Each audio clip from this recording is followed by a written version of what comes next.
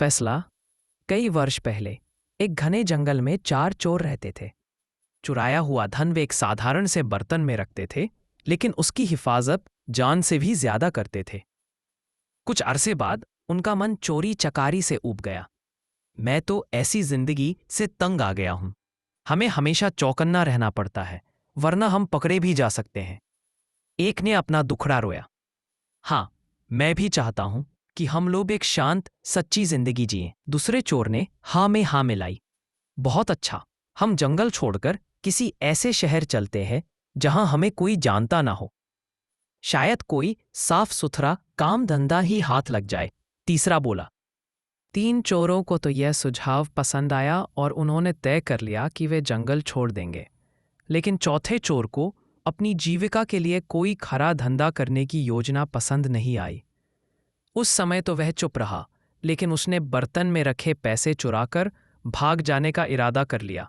वह सही मौके का इंतजार करने लगा। चारों चोर एक शहर पहुंचे और वहां एक धर्मशाला छत्रम में रुक गए।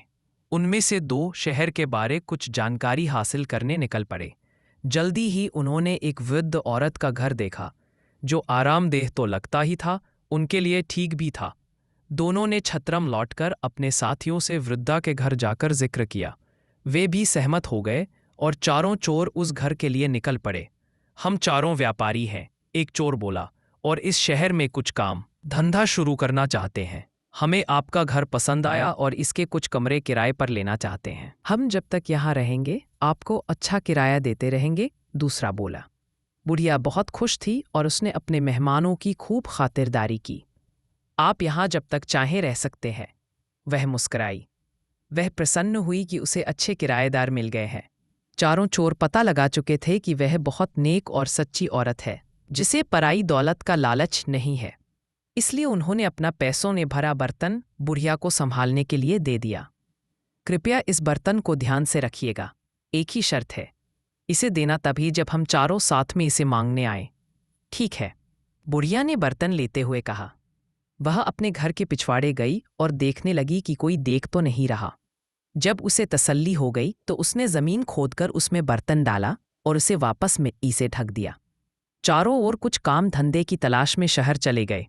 जल्दी ही वे काफी थक गए और बुढ़िया के घर से कुछ ही दूरी पर खड़े वटवृक्ष के नीचे बैठकर सुस्ताने लगे। अभी एक औरत लस्सी बेचती हुई वहां से निकली। चारों ने थोड़ी लस्सी खरीदने का निश्चय किया। लस्सी बहुत स्वादिष्ट थी। उन्होंने सोचा कि दोपहर के भोजन के साथ पीने के लिए थोड़ी लस्सी भी ले ली जाए, पर 3 चोर तो बहुत थक गए थे। लस्सी डालने के लिए बुढ़िया के घर से बर्तन लाने की हिम्मत किसी में नहीं थी। चौथा चोर, जो किसी ऐसी ही घड़ी की प्रतीक्षा में था, झट से जाने के लिए तैयार हो गया। वह बुढ़िया के घर पहुंचकर बोला, मुझे मेरे साथियों ने बर्तन लाने के लिए भेजा है, लेकिन मैं तो यह बर्तन तभी दूंगी जब तुम चारों इकट्ठे आओगे। वह मना करती हुई बोली। उस चोर के दिमाग में एक विचार आया। मेरे साथी यहां से कुछ ही दूर केले के पेड़ तले बैठे हैं, आप खुद ही पूछ ले, उसने राय दी। बुढ़िया घर से बाहर निकली। उसने तीनों को पेड़ के नीचे बैठे हुए देखा।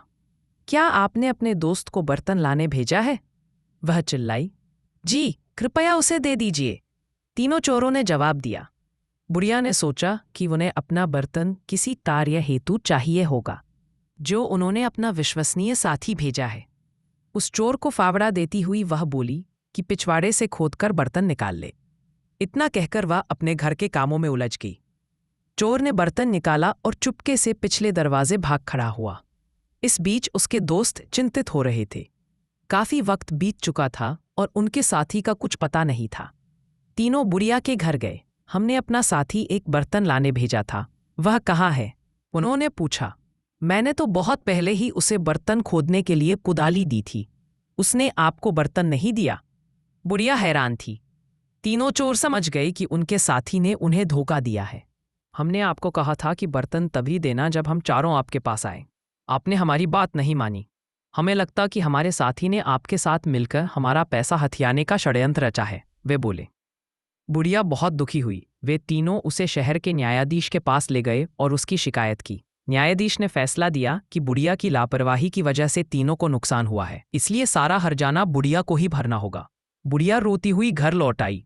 इस बीच राजा और उसका मंत्री वेश बदलकर अपनी प्रजा की परेशानियां जानने शहर के दौरे पर थे। इस बात का किसी को भी पता नहीं था। बुढ़िया को देखकर वे रुक गए और उसके रोने का कारण पूछने लगे। उसी समय आसपास ही कुछ लड़के खेल रहे थे और उनका अगुआ था रामन। बुढ़िया की दुखभरी कहानी उसने भी सुनी। भगवान करे उन तीनों को तुम्हारे साथ ऐसा सुलूक करने की सजा मिले, रामन बोला। यह सुनकर राजा और उसका मंत्री बहुत हैरान हुए। उन्होंने रामन से पूछा कि क्या वह इस मामले का फैसला कर सकता है। रामन ने आत्मविश्वास के साथ सिर हिलाया और कहा कि वह अपना फैसला राजा के दरबार में ही सुनाएगा। अगले दिन महल में दरबार लगा।